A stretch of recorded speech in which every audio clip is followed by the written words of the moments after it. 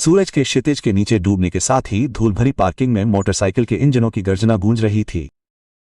Dinar का neon sign टिमटिमा रहा था, जैसे कोई पुरानी याद मिटने का नाम ही न ले रही हो।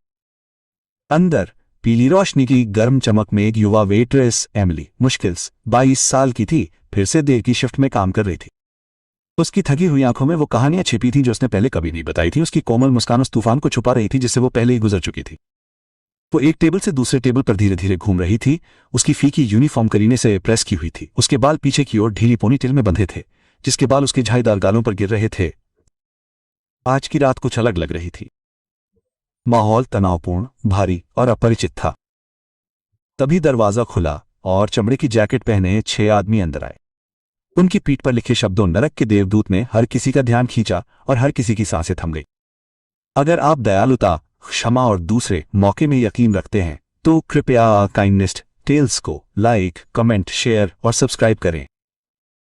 हम यहाँ जो भी कहानियां सुनाते हैं उनका मकसद आपको ये याद दिलाना है कि सबसे अंधेरे स्थानों में भी प्रकाश अपना रास्ता खोज ही लेता है। एमिली ने हेल्स एंजल्स के बारे में पहले भी सुना था। शहर के सभी लोगों ने सुना था। वे मिथक और डर का मिश्रण थे। लोग उनके बारे में कानाफूसी करते थे लेकिन कभी उनकी देखते थे। फिर भी जब वे बैठे तो उसे कोई खतरा नहीं दिखा।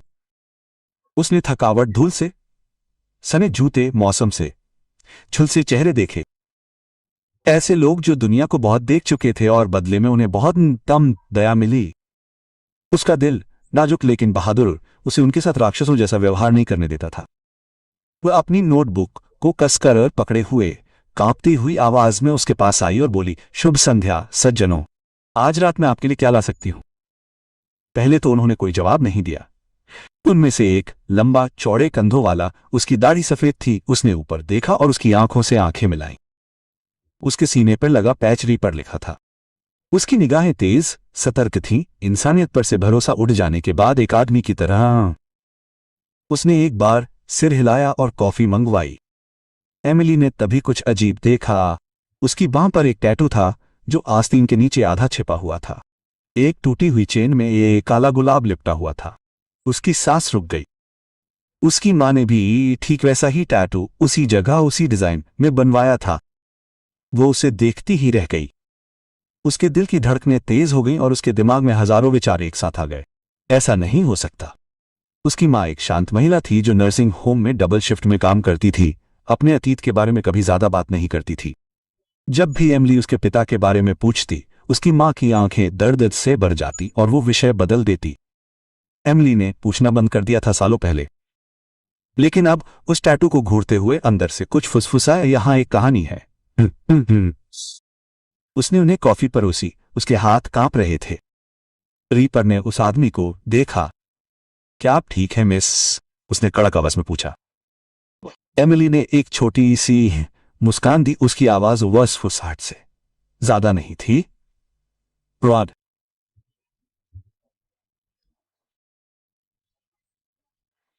दूसरे पुरुष एक दूसरे को देखने लगे। बस रीपर स्तब्ध रह गया। उसकी आंखें चौड़ी हो गईं। एक पल के लिए उसने सांस नहीं ली।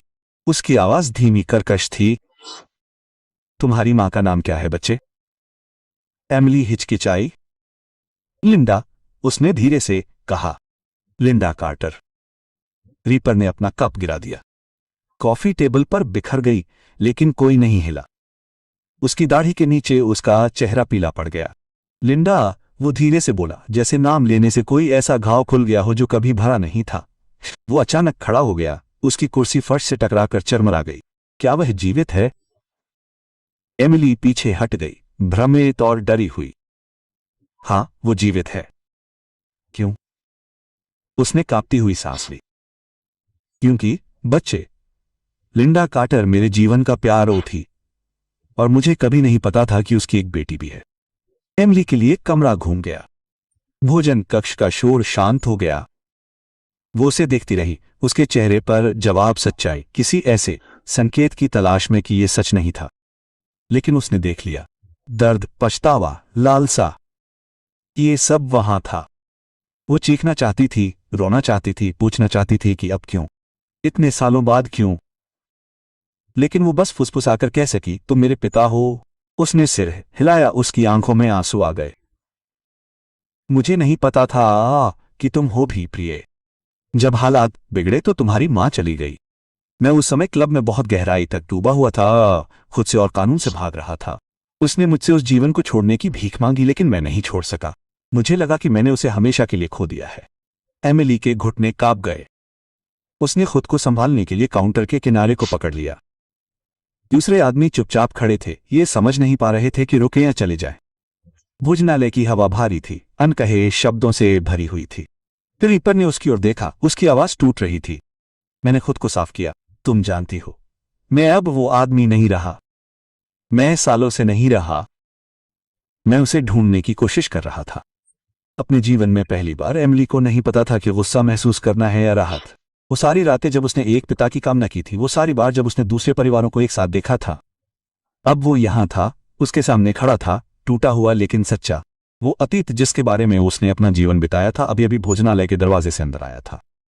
उसने खुद को माफ कर दिया और पीछे की ओर भागी। उसके चेहरे से आंसू बह रहे थे।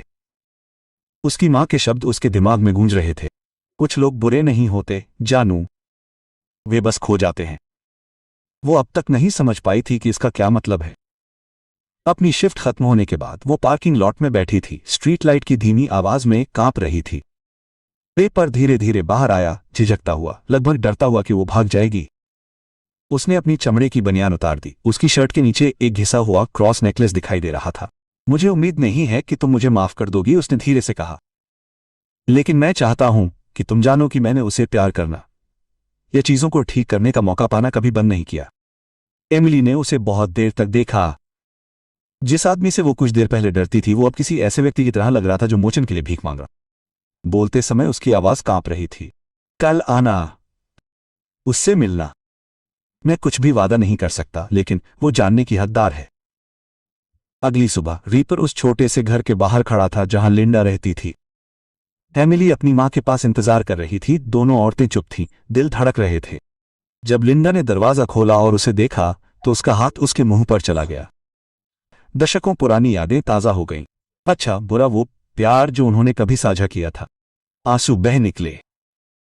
शब्दों की जरूरत नहीं थी। वो धीरे से आगे बढ़ा और लिंडा ने खुद को उस आदमी की बाहों में रोने दिया जिसे उसने कभी प्यार किया था और खो दिया था। एमिली ने उन्हें देखा, उसका सीना भारी लेकिन भरा हुआ था। पहली बार उसने कुछ ऐसा महसूस किया जो उसने वर्षों से महसूस नहीं किया था, शांति।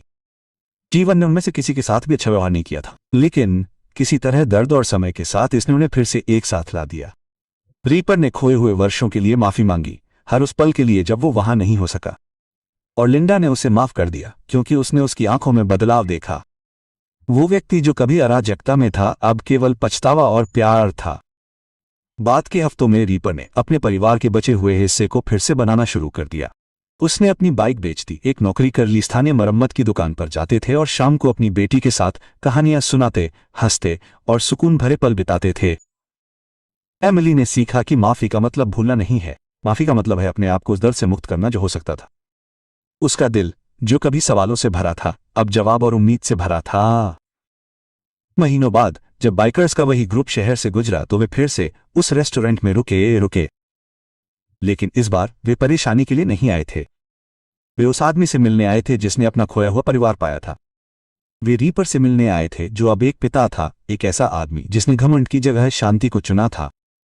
और जब एमिली ने उसे काउंटर के पार मुस्कुराते हुए देखा तो उसके दिल में एक सच्चाई गूंजी जिसे वो कभी नहीं भूलेगी। कभी कभी सबसे कठोर आत्माएं भी सबसे कोमल हृदय वाली होती हैं। कभी कभी मोचन आसानी से नहीं मिलता, लेकिन यह हमेशा इंतजार के लायक होता है।